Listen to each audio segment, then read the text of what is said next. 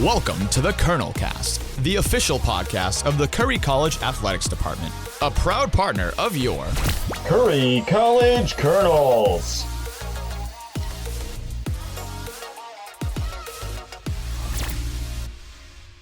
Holy cow, it is October already. We are recording here on a beautiful fall morning. We have a special guest later on in the episode, but to start things off, I am here once again with our Sports Information Director and Assistant Athletic Director for Communications, Chris McKeon. What up? And from 50 miles away in Leicester, Massachusetts, we are here with a member of the Curry College class of 2021. It's Brandon Clay. Wow, I kind of like that intro. You should do that every episode. Yeah, it gets a little long-winded, but it's not bad. I kind of like that. As I said, we are going to be welcoming in a special guest later on in the episode, but to kick things off, we are going to jump into our trivia segment, and we are going to have Mr. Brandon Clay guess the sport. It's time to guess some of Curry's best. This is Guess the Sport. All right, Clay, so we challenged you last time with a bunch of athletes from the 90s. This time around, we're going to get a little more recent. We are going to give you the members of the Curry College Hall of Fame class of 2018. Oh, it's pretty recent. Oh, there's definitely some athletes that I know. We've done one of them already. That was Lee Johnston. But we have 3 more members that you're going to have to guess today. So your first athlete from the class of 1993, it's Gavin Spittle. That's actually a pretty cool name, Gavin Spittle.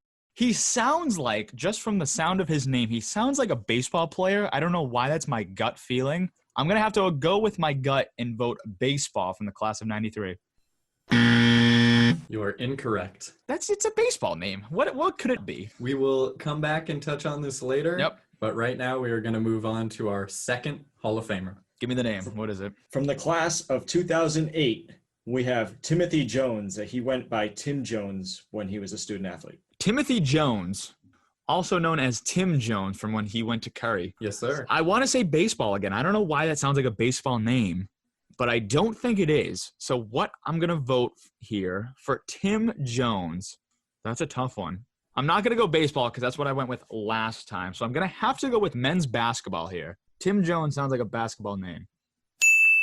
I don't know how you did it, but that's correct. You got it. Listen, if anyone wants me on their team, I'm batting like 300 right now, so that's great. Higher than that. I think baseball's on your mind because the playoffs start tonight, but we'll get into the third athlete here before we talk about that. Your third Curry Hall of Famer for today is Nicolette or Nikki McKay from the class of 2013. That sounds very familiar. It should sound very familiar. We talked about her when we were introducing the moments on the Best of Curry bracket. She sounds very familiar. So she was a part of the Best of Curry bracket. Right from the get-go, she sounds like a softball player, but I have to eliminate that choice because the only 2 other aspects of softball are Bruce Weckworth's coaching career and Katie Dare's softball career. So that eliminates that choice. So I'm going to go against my gut feeling here, and I'm going to have to vote women's lacrosse.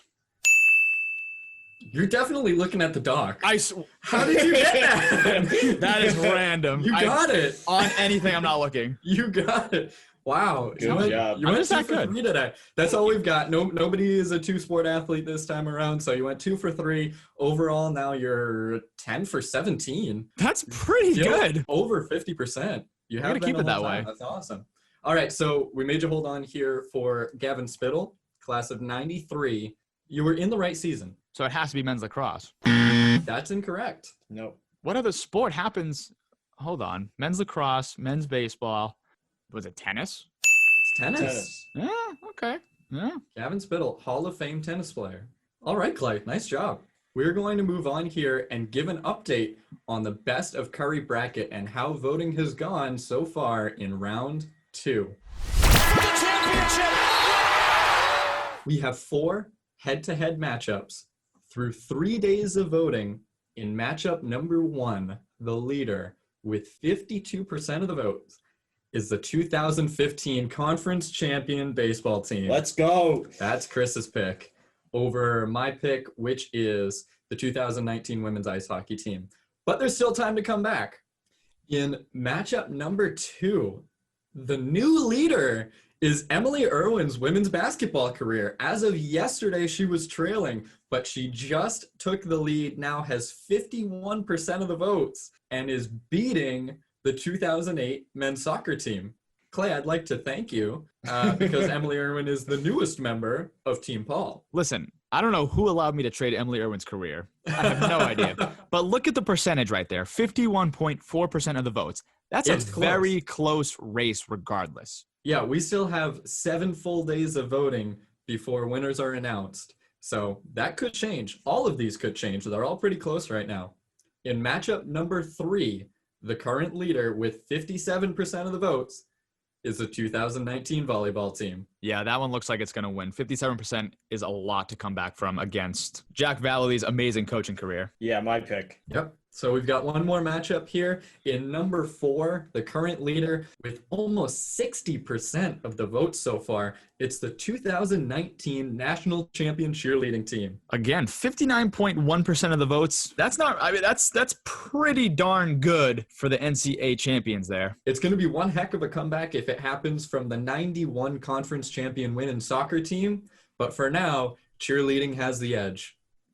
All right, so next week we will announce the winners of each of these matchups who will go on to the finals of the Best of Curry bracket.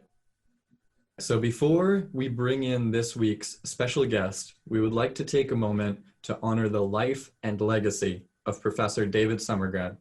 Professor Summergrad had a huge impact on so many in the Curry College community. So to honor his impact and his memory, let's have a brief moment of silence.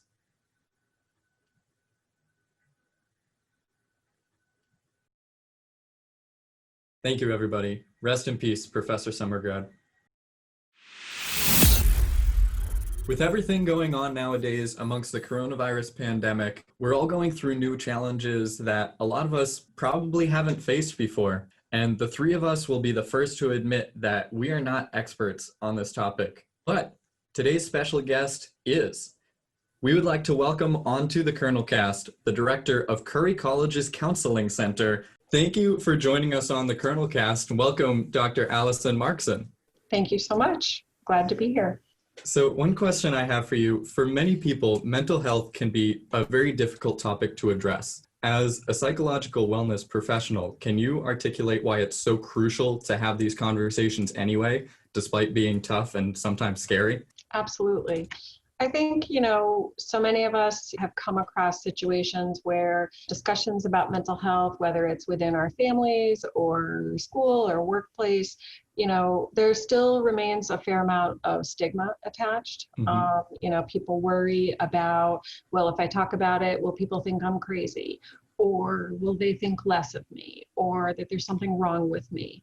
Or possibly that if you are talking about mental health, does that mean that you're always going to be struggling with that particular issue? When in fact, a mental health issue could be very time limited. I think what we find is, for example, an episode of depression can be as short as 2 weeks. Wow. So if we think about that, there are probably many of us in the world who have had a 2-week period where we may have technically met the criteria for a depressive disorder. And it does not mean anything bad about the person, but it does mean that somebody may be struggling. And I think for that reason, it's so important to have these conversations and to destigmatize a really difficult topic, to allow people to, get information about mental health and to find out what sort of help is available. And I think apart from that, to know that they are not alone. I think so many students, so many of all of us really can often feel alone in whatever struggles. And that can actually be part of a depressive episode, is feeling alone. Mm-hmm. So I think having that chance to talk about mental health, talking about whatever issue is of concern, it kind of gives permission to talk about a really difficult topic that most people don't want to talk about. Right. Yeah. Alison, I know this is somewhat of a hefty question, but what causes feelings of anxiety and depression, and what is the difference between the two? That's a good question. So anxiety and depression are 2 classes of mental health disorders, and there are various subtypes. So with depressive disorders, like I said, you can have an episode as brief as 2 weeks. For some people, they could have recurring episodes. They might be intermittent. They could happen at different points over a person's lifespan. However, a depression can involve symptoms ranging from sadness, decreased motivation, decreased energy and concentration, decreased memory, so not remembering things as well. Sometimes people have aches and pains, when they're feeling really depressed. It's very different for each person. Sometimes people are feeling really teary. They may experience a real lack of interest in things that they would normally enjoy doing. Maybe it's somebody who is involved in different hobbies. Maybe they're, a student athlete. Mm-hmm. Their go-to things that they normally love and really enjoy just aren't working for them anymore. And it doesn't mean that those feelings won't ever come back. But for example, in a depressive episode, nothing is feeling good. So, if you're an athlete, maybe you feel like you're just off. Maybe you feel like you can't focus in the way that you normally do. Maybe you're feeling just really irritable, stressed out. Maybe you're feeling like things get under your skin, more than they might otherwise. So I think those could be some indications of depression. When depression gets severe, it can at times have the impact that, some individuals will have thoughts of suicide. They will have thoughts of taking their own life and feel very alone, worthless, helpless, hopeless. And I think those would be real indicators for safety concern from my point of view, and that they really need immediate help. For anxiety, that really, again, there are a number of different anxiety types. So a lot of times people hear about things like panic disorder or panic attacks. Panic disorder is a subtype of anxiety. There are individuals who really experience a more generalized anxiety. So I think anxiety is worry. And, the way that I kind of think about it in a very broad sense is some anxiety is normal, whether it's preparing for a game. You may feel like a little nervous or a little jazzed up, or maybe it's a test that you're studying for that you're thinking about, okay, I'm really going to ace it. I'm going to do this. I got this. You know your plan, you've done your practice. But when anxiety goes beyond that, what really happens is that it takes up space in your life that prevents you from being you, from doing the things that you want to do. It focuses you on, well, what if? And I think that's kind of a trademark issue with anxiety. What if I, don't do well on my exam? What if I don't perform well in the game? What if I do or don't get this job? What if, this relationship does or doesn't go the way that I want it to? Some anxiety is absolutely normal and can be motivating for us. Too much anxiety preoccupies us. It takes us out of the present moment. We cannot focus on what's happening right now. We are instead worrying about what will or won't be. We're thinking about the what ifs of the future. And that could even include, well, what if I have anxiety? And so sometimes that can kind of rev us up. And anxiety, we can also have physical sensations too. So everybody's different. Some people can have tingling in, their extremities. Some people can have, racing heartbeat. Some people can get headachy. Some people feel sick to their stomach. There's no one way that anxiety looks, but I think those are some of the common ways that it might manifest, both physically and emotionally. But I think what's characteristic for me about both issues is that they take away from being in the moment. Depression, we're often preoccupied with maybe things that have happened in the past or things that didn't go well. We are sad, we might be angry. For men, depression can look very different than for women. As I think, we've all seen, for women, we're often socialized to seek help much more readily, whereas I think a lot of men are encouraged to kind of man up, toughen up, deal with it yourself. And there's nothing wrong with being independent. And sometimes it can look differently. And I think what we often find is that, men tend to seek treatment later and they're feeling worse by the time they get to us. So I think that, they can also experience feelings of irritability, anger, frustration. they may or may not identify sadness as, sort of an immediate feeling of concern. Yeah, recently in professional sports, Dak Prescott, who's the quarterback of the Dallas Cowboys, he came out and showed a lot of strength in saying that he struggled with depression through the loss of his brother and also through all the changes amongst COVID. And thankfully, the majority of people showed a lot of support for him in showing that strength and bravery and coming out and hopefully showing others that it's okay to seek help. There were a couple sources who still, unfortunately, are leaning on the stigma that it's showing weakness, but the majority have shut that down for the most part, thankfully, and have really showed him support. And in the times we live in, as we've all tried to navigate this new normal amongst the coronavirus pandemic, I don't want to put words into anyone else's mouths, but I feel safe in assuming that many of us have had some downtimes amongst all of these changes and having to break some of our routines and the like. Knowing that, at least theoretically, everyone is going through it, that may cause some hesitation where people could think other people are going through this too, which may make us minimize our true feelings and potentially symptoms. At what point do we need to step back and realize, yes, everybody is handling this in their own way, but I think that what I'm feeling is something more, and I might need help with this. It's a really great question. I mean, I think from my point of view, I do not believe any of us are 100% in the time of COVID. We're not. Everything that we've come to know has changed. Our routine got changed. Students were shifted to online learning in the spring. They're now doing hybrid versions now. We have a mask policy on campus. We have, visitor restrictions. The way that we can dine together has changed. So pretty much every aspect of how we live our lives has been affected in some fashion. And so I think that that's really hitting all of us in different ways. And in terms of, when to seek help, my bias is seek help early. Don't wait until you feel awful. Don't wait until you feel like you can't function. Don't wait until you feel so bad that you can't get out of bed.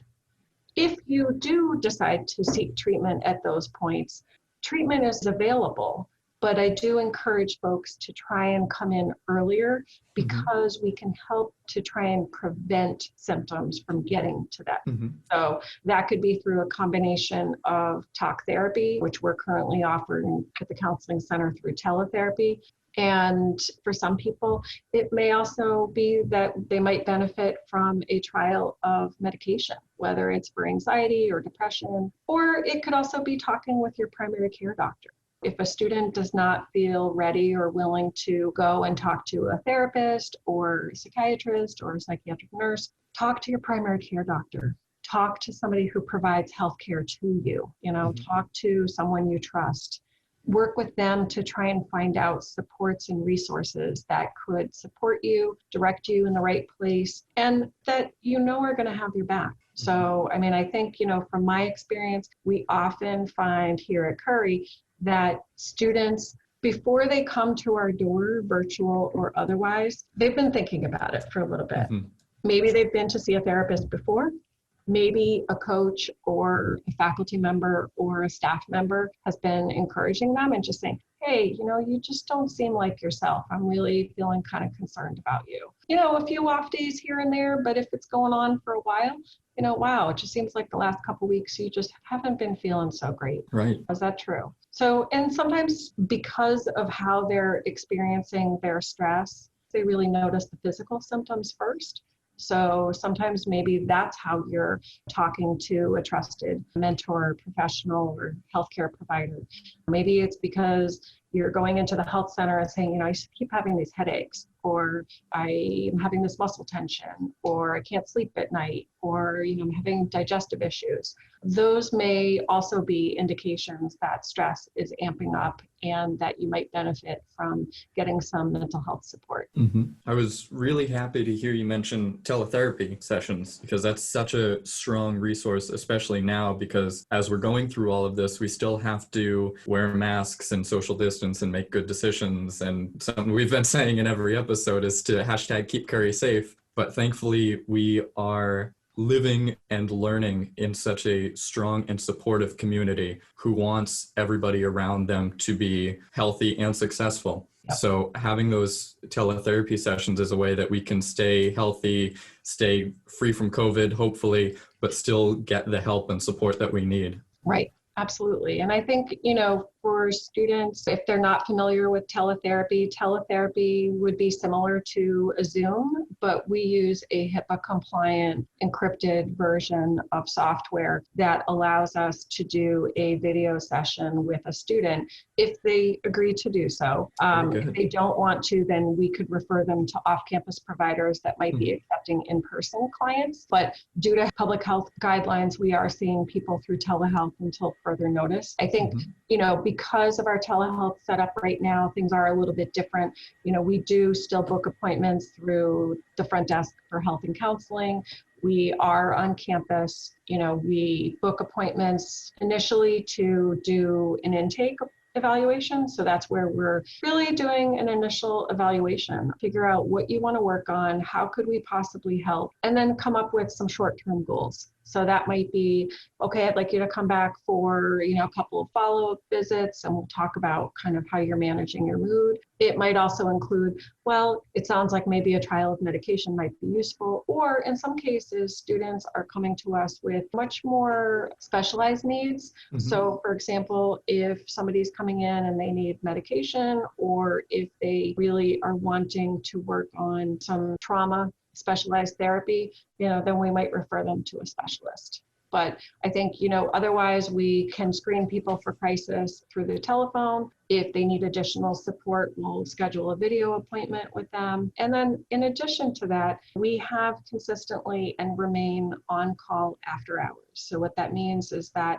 there is a licensed mental health professional from Curry who is accessible by phone, and we can be reached through public safety, and just asking for the counselor on call, or going through the CD on duty, and again, asking for the counselor on call. And then they call us, we call back, we talk with the student, try to figure out what's going on, how can we make a plan for the night or the weekend. And then, typically we'll encourage the student to come in and see us, in this case virtually again, but that would be a chance to get some follow-up support. Great.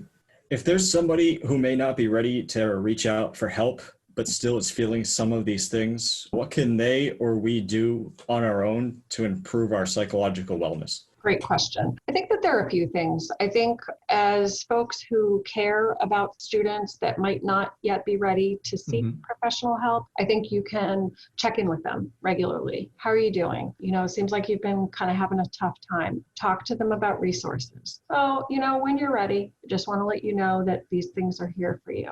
Let them know that there are other resources available besides therapy. So if they are not ready to speak with a clinician, they can, download the TAO app, which is on the Counseling Center's self-help page on the website. Anybody with a Curry email address can log in for free. You can do anonymous online self-help in regards to anxiety, depression, chronic pain, which I think is also really helpful for any folks who have, sort of ongoing athletic injuries or other medical conditions.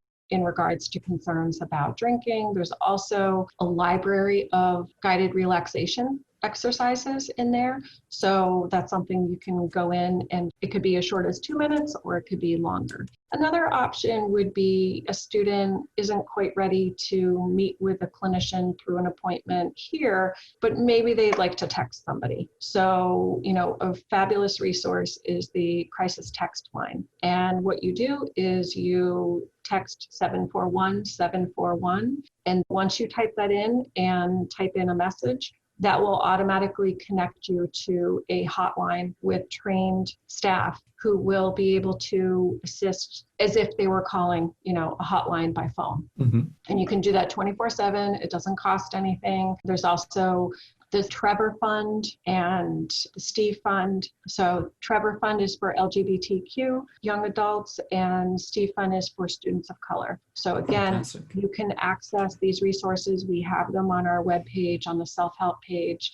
So I think that there really are choices that students can use. And then I think in addition to that, they can also call us and say, what kind of resources do you have? And we will meet or talk with that student by phone, or even with, it could be a faculty member, a staff member, or a coach, who's saying, hey, I've got somebody, but I'm not sure that they're really ready. What do you have that I can share with them?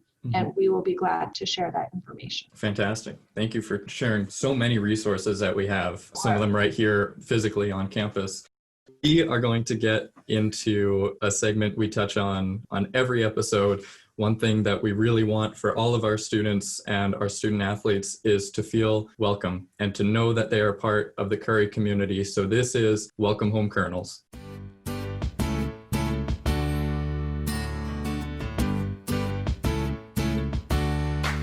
Welcome home. So with that, we just want to say a big shout out to Alexandra Borkoff from Newton, Mass, who's women's tennis. So Great. Back. Welcome, Alexandra. All right, so we just have one more question for you here. If we neglected to ask it, Clay may have some words for us when he gets back. At any rate, what did you do over the summer apart from Curry? We found that we all spent some time outdoors. Vinny golfed, Jim, a CD, spent time with his family, as we all did. But what did you do for fun over break? So I spent a lot of time outdoors. I spent time with my family and started to garden. Great. That's fantastic. I hobby. wouldn't claim any skill, but very enjoyable and very therapeutic. Absolutely. Get out there and do something different, and still working on it. So yeah, that's awesome. Yeah.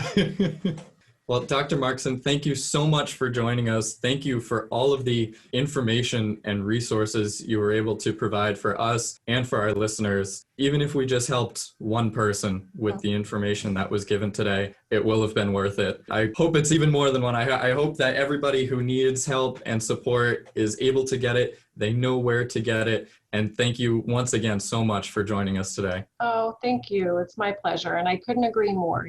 This is about baby steps. This is not a change. When any of us are struggling with stress, anxiety, depression, or any other mental health issues, this is not an overnight fix. And as much as I wish that my staff and I had magic wands, don't, unfortunately. But it is really, truly about the baby steps, in the same way that I think athletes are practicing consistently, that they're working out consistently. You have to help your muscles adjust to what is being asked of them, right? It's the same thing with mental health. We are working bit by bit to try and figure out, okay, how are you feeling? How do we adjust your self-care? What kind of coping activities can you do? Who are your kind of go-to people? Who are the people that stress you out and bring you down? I think those are also important things. So it is the baby steps, and it's not that you have to change everything at once, but the baby steps really do help, and they do matter. Absolutely. Great. Thank you so much. Again, thank you for joining us, and have a great rest of your day. Oh, you too. Take care. All right, we don't have a whole lot of time to devote to this segment, this episode, but after the week we've had in professional sports, there's no way we can skip it. Here's what's happening around pro sports. Here is your weekly update on professional sports.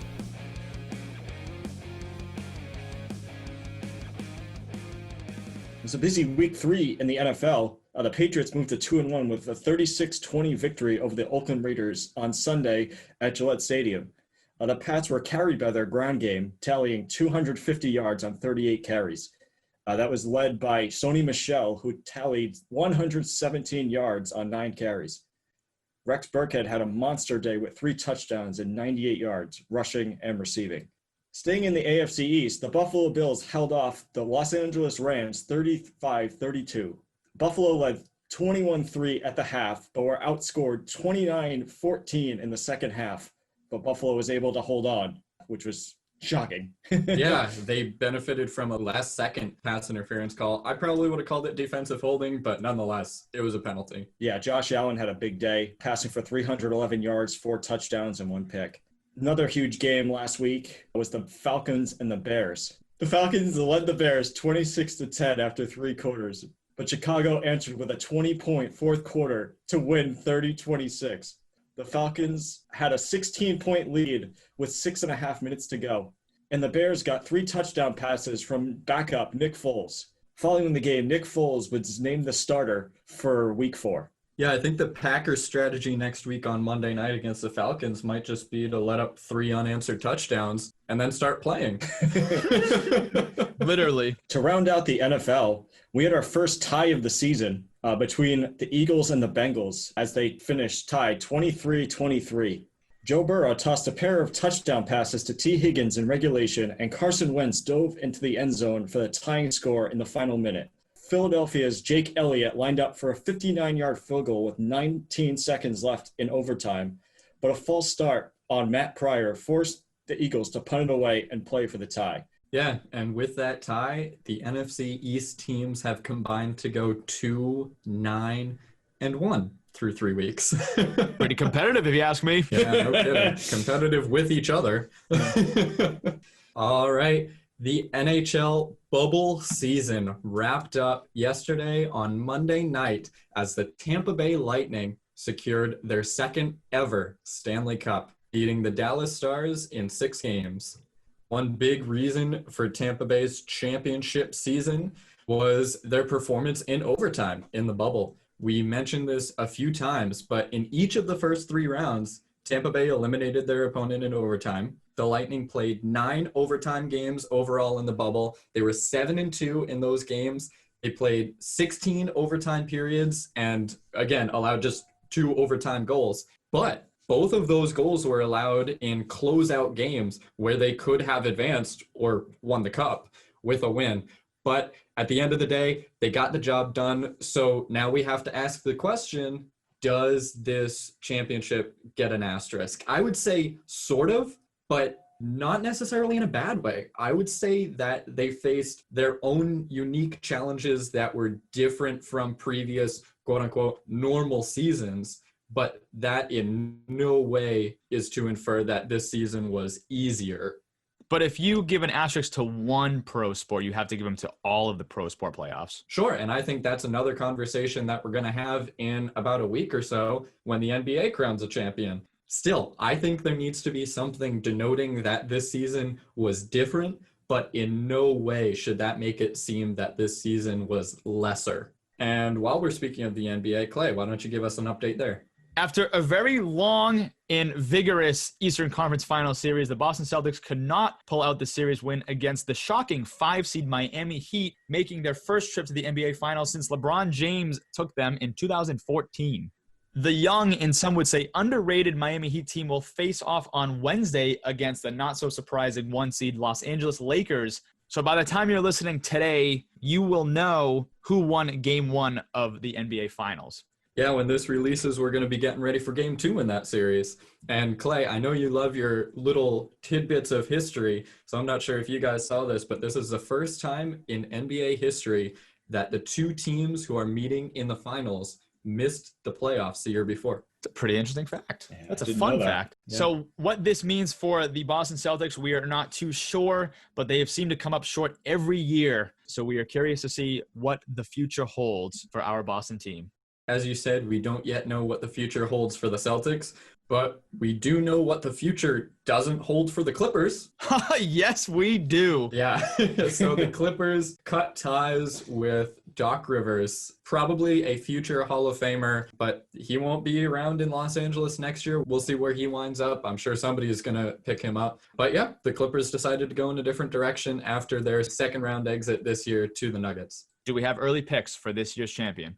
Yeah, I think just like I said in the NHL, my heart is going with the Heat, but my head is going with the Lakers. Yeah, I say Lakers in 6. You are both wrong. The Heat are going to win in Game 5 of the NBA Finals. You heard it here Wow. first. You've got them in 5. 5 games. I promise you, they are unstoppable this year. The young shooters, they were all underrated all season long, but players like Duncan Robinson and Tyler Hero are going to take this team to the championship, and I promise you. I hope you're right. I think the Heat definitely have a chance at winning it, but I also think that if this series ends in 5, it's going to be in favor of the Lakers. If the Heat are going to win, it's going to take 6 or 7 games.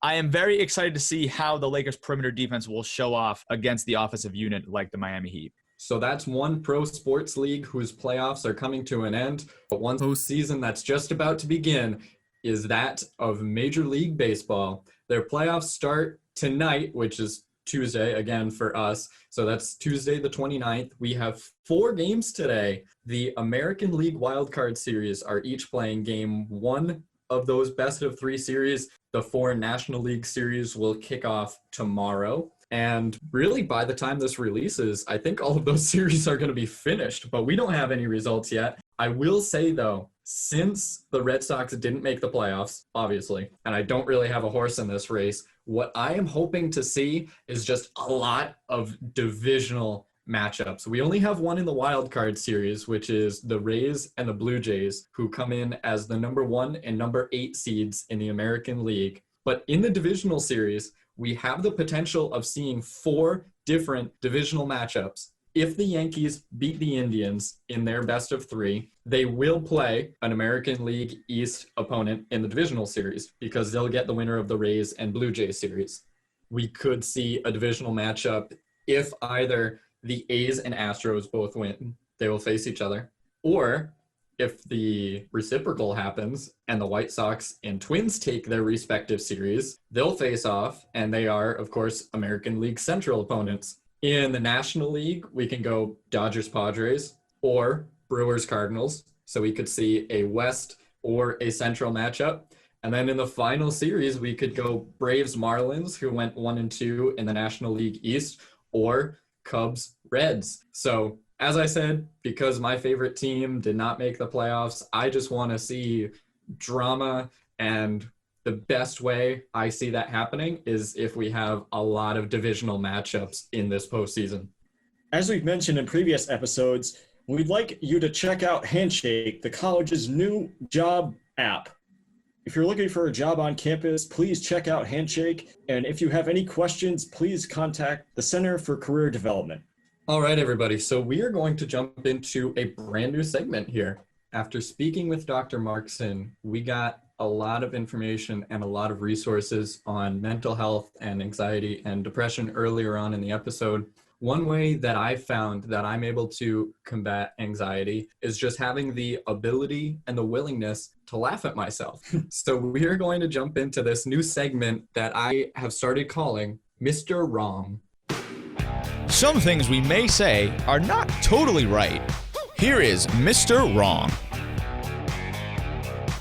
All right, so what we are going to do here, I have gone through each of our first 5 episodes, and I've picked out some things where we made predictions or handed out information that didn't really turn out to be correct. So we're going to have to go up against those and confront them and really just get a good laugh at ourselves here.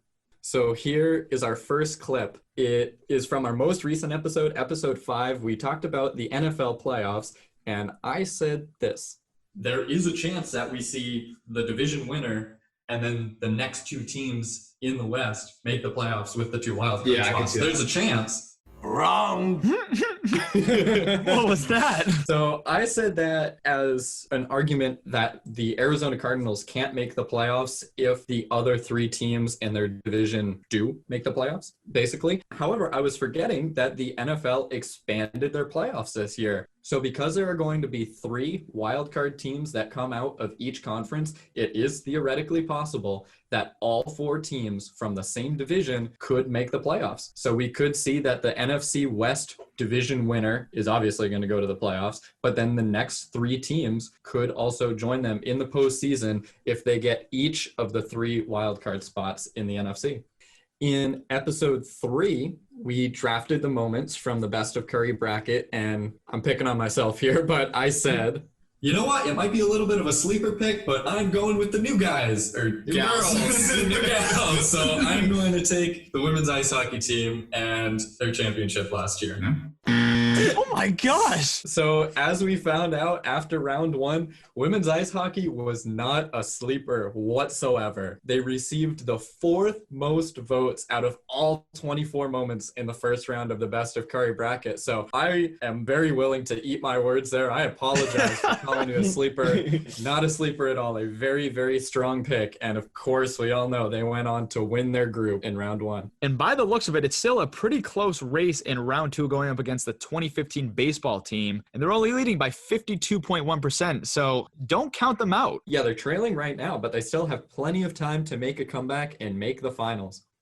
In episode 2, before the Utah Jazz and Denver Nuggets faced off in Game 7 of their first round series, Chris and I said this. I'm going Utah. I haven't watched enough of the series, but I would really like to see the upset. I want Utah to take it. No! And Clay, would you like to tell us who won that series? I mean, I wouldn't mind telling you guys, but I'm not going to say I wasn't right either. But I was right on this pick, guys. You were very right. I was very right. They went on to beat the Utah Jazz, coming back from a 3-1 deficit in the series. They went on to beat the Utah Jazz. And then 2 episodes later, I don't really want to relive this one, but we again put in picks for a Game 7, this time between the Nuggets and Clippers. I am taking the Nuggets again. I have faith in Jamal and Nikola. We'll see. Chris, who you got? I think I ride with Clay. Thank you. I'm going to go with the Nuggets. Thank you. All right. I'll be the lone wolf this time around. I got to go Kawhi and the Clippers. Please, no! How do you come up with these things? So I know all our listeners can't see me because, of course, this is an audio medium, but just trust me that my head is in my hands right now. Chris was That on one, my again, side. I got wrong. Denver won Game 7 and advanced. I don't So- even care that they lost to the Lakers. It's very hard to beat the LA Lakers. I am so proud of the fact that me and Chris beat your pick. Oh, yeah. All right, moving on to the next clip. Cool. Awesome. Before the NFL season started, we talked about the Patriots quarterbacks, specifically Brian Hoyer. This is the second stint in New England, actually. No.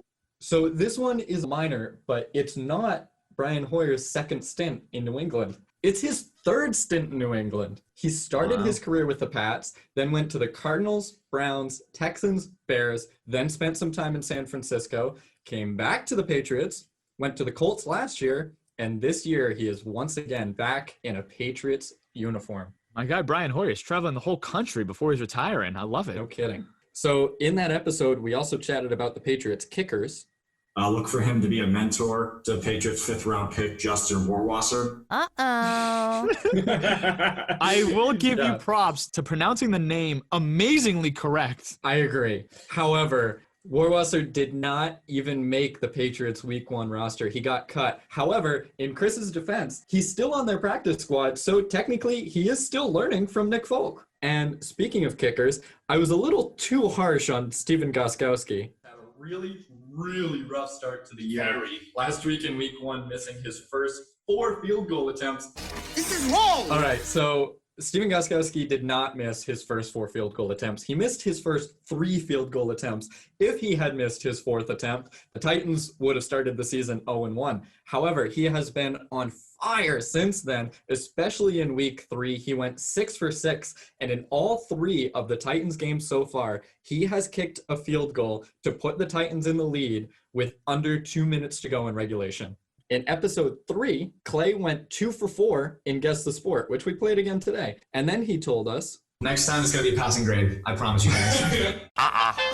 No. It was gonna be a passing grade. I was so so confident. next time we played that, which was episode 5, Clay, you went 2 for 5. And the last I checked, 40% is not a passing grade.